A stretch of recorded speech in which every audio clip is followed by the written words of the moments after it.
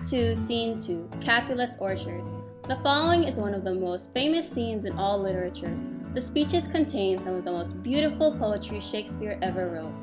Juliet appears on the balcony outside her room. She cannot see Romeo, who stands in the garden just below. At the beginning of the scene, both characters are speaking private thoughts to themselves. Romeo, however, can hear Juliet as she expresses her love for him despite his family name.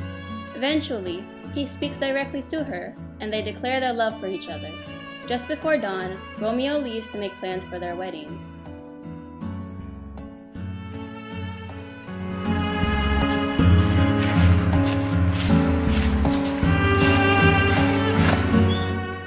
The soft, what lights the yonder window breaks? It is the east, and Juliet is the sun. Arise, first son, kill the envious moon. Who's already sick and pale with grief? Doubt that her maid art far more fair than she. Be not her maid, since she is envious. Her vestal livery is but sick and green, and none but fools do wear it. Cast it off.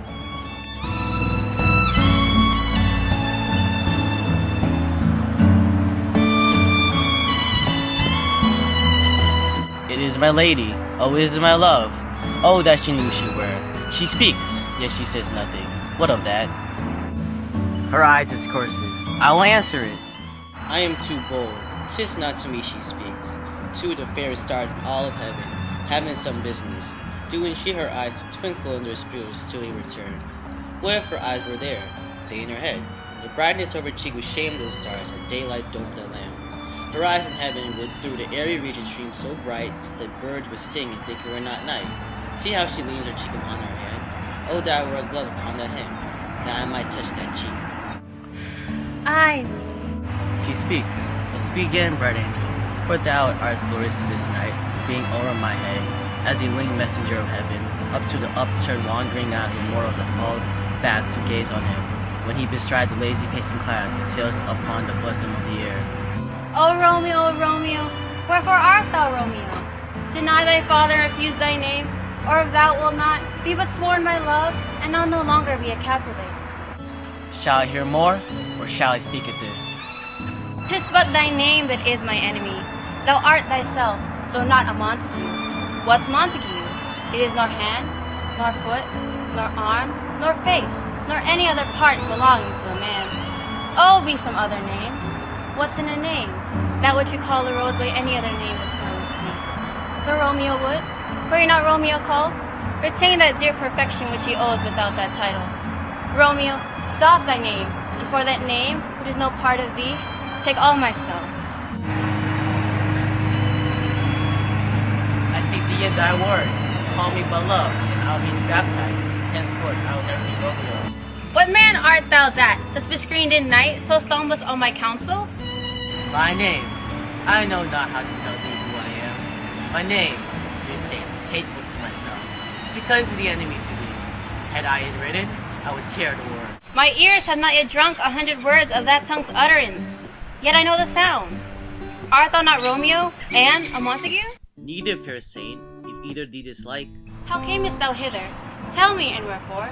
The orchard walls are high and hard to climb. And the place death, considering who thou art, if any of my kinsmen find thee here. With love-glad winds I approach these walls, for stony limits cannot hold love out. And what love can do, then dare love attempt. Therefore thy kinsmen are no less to me. If they do see thee, they will murder thee. Alack, there lies more peril in thine eye than 20 of their swords. Look thou, but sweet, and I am proof against their immense. I would not for the world they saw thee here. I have nice clothes to hide me from their sight. And thou dost love me, let them find me here. My life buried ended by their hate and their death prolonged, wanting of thy love. By whose direction foundst thou out this place? By love. That first did prompt me to inquire. He lent me counsel, and I lent him eyes. I am no pilot, yet were thou as far as the vast shore wash with the farthest sea, I would adventure for such merchandise. Thou knowest the mask of night is on my face, else when a maiden blush bepaint my cheek, for that which thou hast heard me speak tonight. Fain when I dwell on form, fain deny what I have spoke tonight, but farewell compliment. Dost thou love me? I know thou wilt say aye, and I will take thy word. Yet, if thou swearest, thou mayest prove false. At lovers' perjuries, they say Jove laughs. O gentle Romeo, As thou dost love, pronounce it faithfully. Or if thou thinkest quickly won, I'll frown and be perverse, and say thee nay, so thou wilt woo. But else not for the world. In truth, fair Montague, I am too fond, and therefore thou mayest think my behavior light. But trust me, gentlemen, I prove more true than those that have been more cunning to be strange. I should have been more strange, I must confess. But that which overhearsed, ere I was ware, my true love's passion. Therefore pardon me, and not impute this yielding to light love, which the dark night hath so discovered.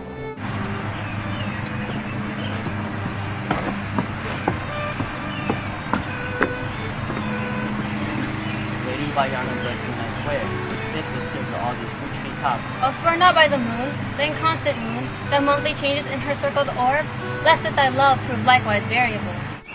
What shall I swear by? Do not swear at all, or if thou wilt, swear by thy gracious self, which is the god of my idolatry, and I'll believe thee. In my heart dear love. Well, do not swear. Although I join thee, I have no joy of this contract tonight. It is too rash, too unadvised, too sudden, too like the lightning which doth cease to be, ere one can say it lightens. Sweet good night, this bud of love, by summer's ripening breath, may prove a beauteous flower when next we meet. Good night, as sweet repose and rest, come to thy heart as that within my breast. Oh, wilt thou leave me so unsatisfied? What satisfaction canst thou have tonight? The exchange for thy love, faithful vow for mine? I gave thee mine before thou didst request it, and yet I would it were to give again. Wouldst thou withdraw it? For what purpose, love? But to be frank, and to give it thee again, yet I wish but for the thing I have. My bounty is as boundless as the sea, my love as deep. The more I give to thee, the more I have, for both are infinite. I hear some noise within. Dear love, adieu. Juliet! Anon, good nurse. See Montague be true. Stay but a little, I will come again.